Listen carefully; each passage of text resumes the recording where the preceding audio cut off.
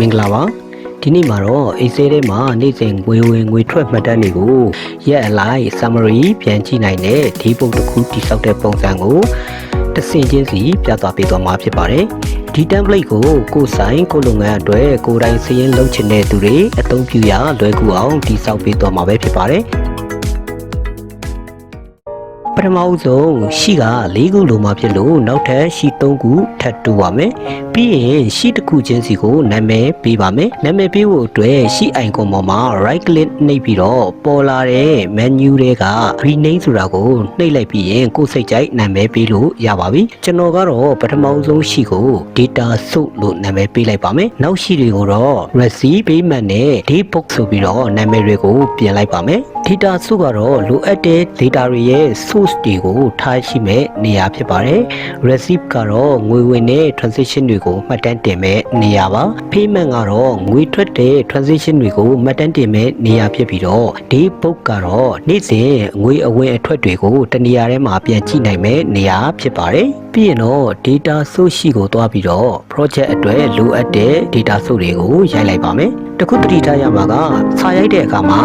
ရှေ့ဆုံး column နဲ့အပေါ်ဆုံး row မှာရိုက်တဲ့ data တွေကို space ချလို့မရပါဘူး space ချရမယ့်ဟာမျိုးပါလာရင် space အစား underscore ကိုထည့်ပြီးတော့သုံးပေးရမှာဖြစ်ပါတယ်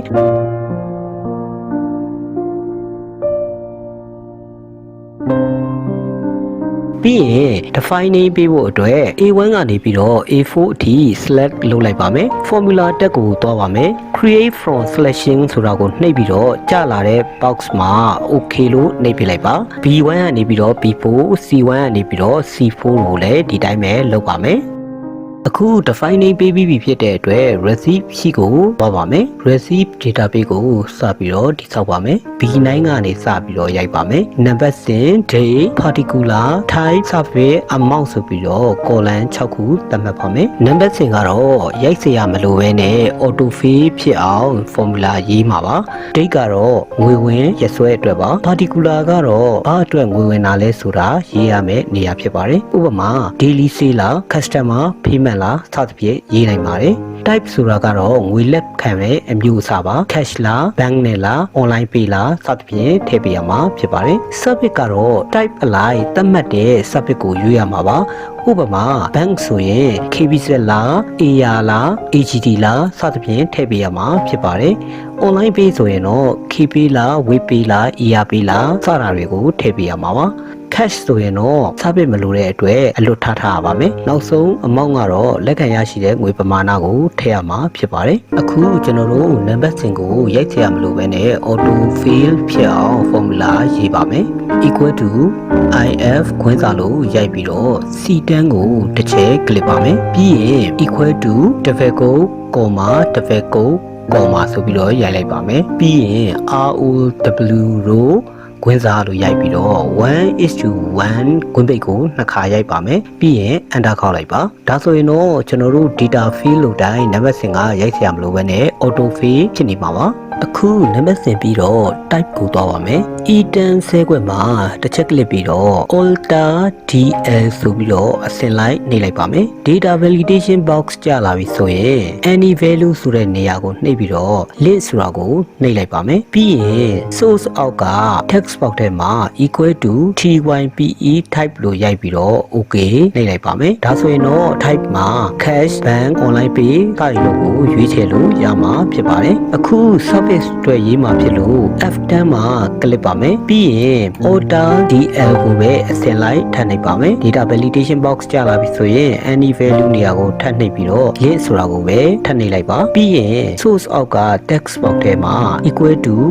indirect ခွင်းစာ e10 ပိတ်လို့ရိုက်ပြီးတော့ okay နှိပ်လိုက်ပါမယ်ဒါဆိုရင်တော့ type မှာ bank လို့ရွေးလိုက်တာနဲ့ subject မှာဘယ် bank လဲရွေးလို့ရမယ် online pay ဆိုရင်လည်းဘယ် online pay ကဝင်လာလဲဆိုတာကိုရွေးလို့ရမှာဖြစ်ပါတယ်ဒီလိုလုပ် ထားရင် data တွေကရှင်းပြီးတော့နောက်ပိုင်း summary ထုတ်တဲ့အခါမှာလည်းအလွယ်တကူခွဲခြားနိုင်ပါတယ်ပြီးရင် B9 ကနေပြီးတော့ G10 အထိ select လုပ်လိုက်ပါမယ်ပြီးရင် control ကိုနှိပ်ထားပြီးတော့ D ကိုနှိပ်လိုက်ပါဒါဆိုရင်တော့ create table ဆိုတဲ့ box ကလေးကြာလာမှာဖြစ်ပါတယ် okay နှိပ်လိုက်ပါမယ်ဒါဆိုရင်သူကအယောင်တွေချဲထားတဲ့ table format တစ်ခုဖြစ်ပြောင်းသွားမှာဖြစ်ပါတယ်အယောင်တွေကိုကျွန်တော်တို့ကကိုယ်စိတ်ကြိုက်ထားမှာဖြစ်လို့အပေါ်မှာပေါ်နေတဲ့ table design tab ထဲက table style ဆိုတာကိုတစ်ချက်နှိပ်ပါမယ်ပြီးရင်ဘယ်ဘက်အပေါ်ဆုံးမှာရှိတဲ့ကျွန်တော်တို့ default ပုံစံလေးကိုနှိပ်လိုက်ပါမယ်ပြီးရင် filter button ဆိုတာကိုအမှန်ချစ်ဖြုတ်လိုက်ပါမယ် table name မှာ receipt လို့ကြောင်းပေးလိုက်ပါဒါရီပြီးသွားပြီဆိုရင်အပေါ်ကခြံခဲ့တဲ့နေရာမှာကျွန်တော်တို့ရဲ့ site နာမည် company နာမည်လိပ်စာစသဖြင့်ရိုက်ပါမယ်ကျွန်တော်ကတော့ B2 မှာ the Excel guide ပိုင်းဦးညီလို့ရိုက်လိုက်ပါမယ်ပြီးရင် B4 မှာ computer training center လို့ရိုက်ပါမယ်အောက်မှာလိပ်စာနဲ့ဖုန်းနံပါတ်ကိုရိုက်ပါမယ်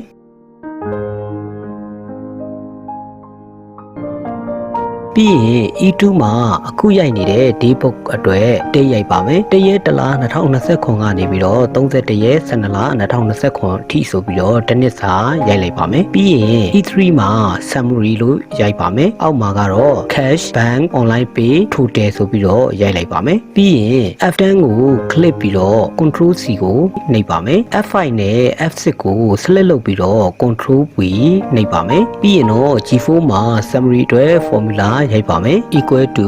sumif ခွင်းစားလို့ရိုက်ပြီးတော့ e10 ကနေပြီးတော့ g10 ထိ select လုပ် comma ခံပြီးတော့ e4 comma လို့ရိုက်လိုက်ပါမယ်ပြီးရင် g10 ကို click ပြီးတော့ခွင်းပိတ် enter ခောက်လိုက်ပါမယ်အဲ့ဒါပြီးရင်တော့ g5 မှာနောက်ထပ် formula တစ်ခုထပ်ရိုက်ရပါမယ် equal to if ခွင်းစား f5 equal to double quote comma sumif ခွင်းစားလို့ရိုက်ပြီးတော့ e10 ကနေပြီးတော့ g10 ထိ select လုပ်ပြီးရင် comma ခံပြီးတော့ E5 comma လို့ရိုက်လိုက်ပါမယ်ပြီးရင် G10 ကို click ပြီးတော့ခွင်းပိတ် comma ခံပြီးရင် SUMIF ခွင်းစားလို့ရိုက်ပြီးတော့ F10 ကနေ G10 ထိဆက်ပြီးတော့ select လုပ်မယ်ပြီးရင် comma ခံမယ်အဲ့ဒါပြီးရင် F5 comma လို့ရိုက်ပြီးတော့ G10 ကို click မယ်ပြီးရင်ခွင်းပိတ်ကိုနှစ်ခါရိုက်ပြီးတော့ enter ခောက်လိုက်ပါမယ်G6 အတွက် formula ကိုတော့ keyboard က control နဲ့ D နဲ့ကိုတွဲနေပြီးတော့ fade down လုပ်လိုက်ပါမယ်ပြီးရင်တော့ total အတွက် keyboard က order key ကိုတစ်ချက်ဖိထားပြီးတော့ equal to ကိုနှိပ်ပြီး enter ခောက်လိုက်မယ်ဆိုရင် total အတွက် formula ရမှာဖြစ်ပါတယ်ဒီ formula တွေကကျွန်တော် channel မှာတစ်ခုချင်းစီအသေးစိတ်ပြောထားပြီးသားဖြစ်လို့ဒီမှာတော့ထပ်မရှင်းတော့ပါဘူးဗီဒီယိုတအားရှိသွားမှာဆိုလို့ပါအသေးစိတ်ပြန်လေ့လာခြင်းနဲ့ဆိုရင်တော့ description မှာ link ချပေးထားပါတယ် link ကိုနှိပ်ပြီးတော့လေ့လာလို့ရပါတယ်အခုဆိုရင် receipt ဖြည့်အတွက်စာရိုက်ဆရာတွေကအကုန်ပြီးသွားပါပြီ project တစ်ခုလုံးကိုကြည့်ရတာရှင်းလင်းပြီးတော့ပုံမတည်တတ်တဲ့ format ပိုင်းရအောင်စလုံးဖောင်တွေသဲတွေဘောင်းတွေအယောင်တွေကိုပြင်ဆင်ပါမယ်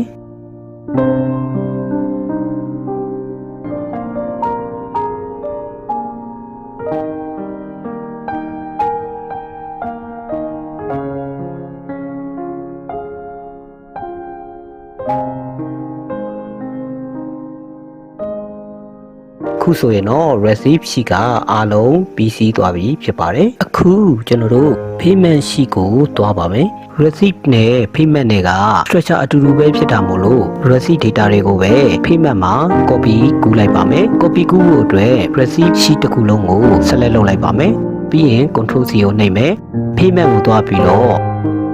control V နှိပ်လိုက်ပါမယ်ဒီမှာတွေ့ရတာက date ကတော့ငွေပေးချေတဲ့နေ့ဖြစ်ပါတယ် particulars ကတော့ငွေပေးချေရတဲ့အကြောင်းကိုရေးရမှာဖြစ်ပါတယ်ဥပမာ short run purchase electricity bill စသဖြင့်ရေးနိုင်ပါတယ် type နဲ့ service ကတော့ receipt နဲ့သဘောတရားချင်းတူပါတယ် amount မှာကတော့ပေးချေလိုက်တဲ့ငွေပမာဏကိုထည့်ရမှာဖြစ်ပါတယ်filter button ဖြောက်ဖို့နဲ့ table name ချိန်မှုအတွက် table design tab ကိုသွားပါမယ် filter button ကအမှန်ချစ်ကိုဖြုတ်ပါမယ်ပြီးရင် receipt 3ဆိုတဲ့နေရာမှာတစ်ချက်ကလစ်ပြီးတော့ payment လို့ရိုက်ပါမယ်အခုဆိုရင်တော့ကျွန်တော်တို့က receipt နဲ့ payment ဆိုတဲ့ sheet နှစ်ခုကိုပြီးဆုံးသွားပြီဖြစ်ပါတယ်ဒါကြောင့်နေ့စဉ်ဝင်ငွေထွက်ငွေစည်းတွေကိုတနေရာထဲမှာမြင်နိုင်မဲ့ day book ကိုဆက်ပြီးတော့တည်ဆောက်ရမှာဖြစ်ပါတယ်အခုကျွန်တော်တို့ day book sheet ကိုသွားပါမယ်ပြီးရင် P6 ကနေစပြီးတော့ နံပါတ်စဉ် date receipt amount payment amount daily balance နဲ့ overall balance ဆိုပြီးတော့ကျွန်တော်တို့ရိုက်လိုက်ပါမယ်ပြီးရင်တော့ကျွန်တော်တို့ number 10တစ်ကနေပြီးတော့တစ်နှစ်စာ365အထိရိုက်ပါမယ်ဒါကိုတစ်ခါတည်းပြီးစီးစေဖို့အတွက် phase series ကနေပြီးတော့သွားပါမယ် phase ကိုနှိပ်ပါပြီးရင် series ဆိုတော့ကိုတစ်ချက်နှိပ်လိုက်ပါမယ်ပြီးရင် row column ဆိုတဲ့နေရာမှာ column ကိုရွေးပါ top value ဆိုတဲ့နေရာမှာ365လို့ရိုက်ပြီးတော့ okay ကိုနှိပ်လိုက်မယ်ဆိုလို့ရှိရင်ကျွန်တော်တစ်ကနေပြီးတော့365အထိ number 10ရမှာဖြစ်ပါတယ်ပြီးရင်ဒီဘက်က date အောက်မှာလည်းကျွန်တော်တို့ကတရက်တလား2029ကနေပြီးတော့31ရက်12လ2029အထိရိုက်ရမှာဖြစ်ပါတယ်တရက်တလား2029လို့ရိုက်ပြီးတော့သူ့ရဲ့ညာဘက်အောက်တောင်နားမှာ pointer ထောက်ပြီးတော့အပေါင်းပုံလေးဖြစ်လာပြီဆိုရင်ကျွန်တော်တို့ traffic ကလေးနှစ်ချက်မြန်လေးကျွန်တော်တို့နှိပ်လိုက်ပါမယ်ဒါဆိုရင်တော့တစ်နှစ်စာ date ကိုရရှိမှာဖြစ်ပါတယ် receipt amount မှာ formula ရေးပါမယ် equal to sumif ကွင်းစာလို့ရိုက်လိုက်ပါမယ်ပြီးရင် receipt sheet ကိုတွားပြီးတော့ C10 ကနေ G10 အထိ select လုပ်ပြီးတော့ comma ခံလိုက်ပါမယ်ပြီးရင်ဒီဘုတ်ကိုပြန်လာပြီးတော့ C7 ကို click လုပ်ပါမယ်ပြီးရင် comma ခံပြီးတော့ receipt sheet တွေက G10 ကို click လုပ်ခွင့်ပိတ်ပြီးတော့ enter ခေါက်လိုက်ပါမယ်အခု payment amount အတွက် formula ရေးမှာဖြစ်ပါတယ် payment amount အတွက်ကလည်း receipt amount နဲ့အတူတူပါပဲ payment sheet နဲ့ receipt sheet ပဲကွာတာဖြစ်လို့ keyboard က control နဲ့ R ကိုတွဲနေပြီးတော့မှ favorite လုပ်လိုက်ပါမယ် receipt amount ကို payment amount ပြောင်းမှုအတွက် receipt ဆိုတဲ့နေရာတွေကို payment လို့ပြင်ပါမယ် D7 ဆိုတာကို C7 လို့ပြောင်းပါမယ်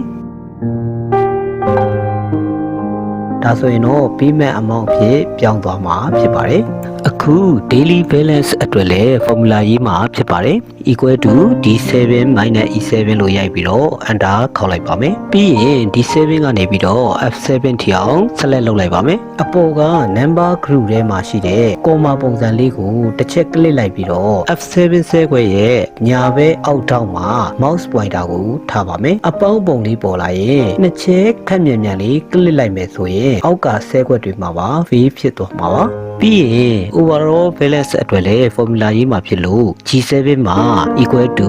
F7 လို့ရိုက်ပြီးတော့ enter ခေါက်လိုက်ပါမယ်ပြီးရင် G8 မှာ equal to G7 plus D8 minus E8 လို့ရိုက်လိုက်ပါမယ်ပြီးရင် G8 ကိုတစ်ချက်ပြန် click ပြီးတော့ G8 ဆဲခွက်ရဲ့ညာဘက်အောက်တောက်မှာ pointer ထားလိုက်ပါမယ်အပေါင်းပုံလေးပေါ်လာပြီဆိုရင်နှစ်ချက်ခက်မြန်မြန်လေး click ပြီးတော့ fail လုပ်လိုက်ပါမယ်ဒါရီပြီးတော့ဆိုရင်တော့ receive amount payment amount daily balance နဲ့ overall balance တွေကိုတရက်ချင်းစီအလိုက်ရှာကြည့်လို့ရနိုင်အောင် search box ထည့်ပါမယ် C3 မှာ search by date လို့ရိုက်ပြီးရင် receive amount payment amount daily balance နဲ့ overall balance ဆိုပြီးတော့အစဉ်လိုက်ရိုက်ပါမယ်အခု receive amount အတွက် formula ရေးပါမယ် equal to IFERROR ကွင်းစာ VLOOK UP ကွင်းစာလို့ရိုက်ပါမယ်ပြီးရင် B4 ကိုတစ်ချက် click ပြီးတော့ lock ချဖို့အတွက် F key ကိုတစ်ချက်နှိပ်ပေးပါပြီးရင် comma ခံမယ်ပြီးရင် C7 ကနေပြီးတော့ G7 ထိအောင် select လုပ်ပါမယ်အဲ့ဒါပြီးတော့ control နဲ့ shift key ကိုဖိထားပြီးတော့ down arrow key တစ်ချက်နှိပ်လိုက်ပါမယ်ပြီးရင် lock ချဖို့အတွက် F key ကိုတစ်ချက်ထပ်နှိပ်ပါမယ်ပြီးရင် comma ခံပြီးတော့ COLUMN ကွင်းစာ B is to B ကွင်းပိတ် comma 0ကွင်းပိတ် comma double quote ကွင်းပိတ်လို့ရိုက်လိုက်ပါမယ်ပြီးရင် enter ခေါက်လိုက်ပါမယ်အဲ့ဒါပြီးရင်တော့ကျွန်တော်တို့ payment amount daily balance နဲ့ overall balance အတွက်ကို favorite လုပ်လိုက်ပါမယ်ဒါဆိုရင်တော့ကျွန်တော် formula တွေကအကုန်လုံးရေးပြီးသွားပြီဖြစ်ပါတယ်ကြည့်ရတာရှင်းလင်းပြီးတော့ပုံမတည်တတ်တဲ့ format ပိုင်းရအောင်စလုံးဖောင်တွေသဲတွေပေါင်းတွေအယောင်တွေကိုပြင်ဆင်ပါမယ်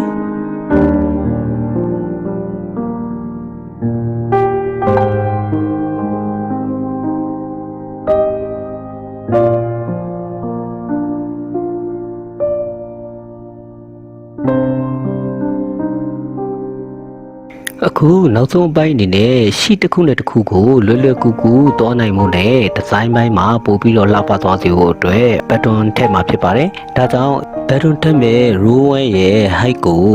receive payment daybook ရှီ3ခုလုံးမှာတူညီစေဖို့အတွက် keyboard က8ကိုနှိပ်ထားပြီးတော့ receive ရှီကိုတစ်ချက် click လိုက်ပါမယ်။ပြီးရင် row 1ရဲ့ height ကိုတင့်တော်သလောက်ထားပါမယ်။ ဆက်လက်ပြနေတဲ့ရှီ3ခုကိုဆက်လက်ပြုတ်ဖို့အတွက် debug ရှိ icon ပေါ်မှာ right click နှိပ်ပြီးတော့ ungroup shape ကိုတစ်ချက်နှိပ်လိုက်ပါမယ်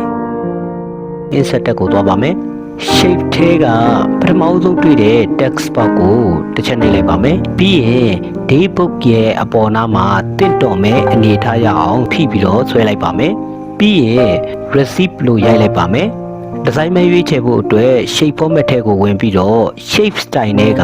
ကိုကြိုက်တဲ့ style တစ်ခုကိုရွေးလိုက်ပါမယ်စလုံးဖောင်တွေအယောင်တွေကိုပြင်ဆင်ပါမယ်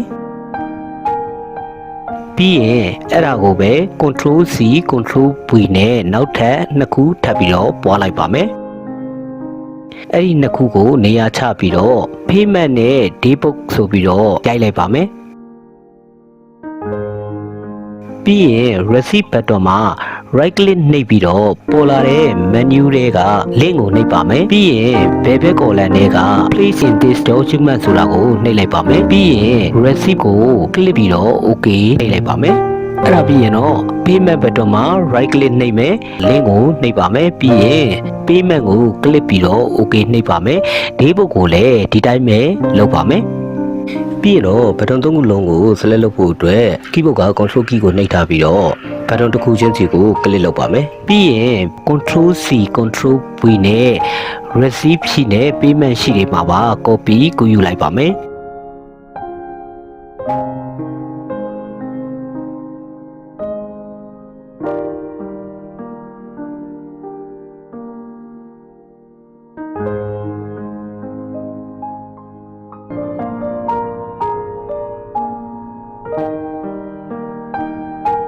ပြီးတော့လက်ရှိရောက်နေတဲ့ receipt sheet အတွက် receipt button ကိုအယောင်ပြောင်းပါမယ် shape format ထဲကိုသွားပြီးတော့ shape field မှာ color ကိုခဲရောင်ပြောင်းလိုက်ပါမယ်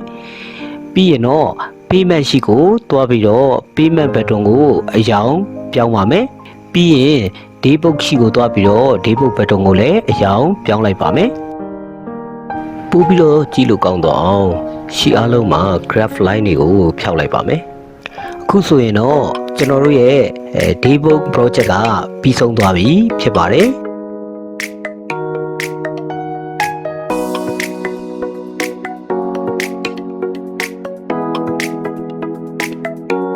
ဒီဗီဒီယိုကဒီမိနစ်ပဲတစုံတရာအကျိုးဖြစ်ထွန်းစေခဲ့မယ်ဆိုရင် like and subscribe လုပ်သွားပေးဖို့တောင်းဆိုရစေခင်ဗျာနောက်ဗီဒီယိုမှာထပ်ဆုံပါမယ်ခင်ဗျာကျွန်တော်ကတော့တဲ့ Insight ကဦးစီးပါ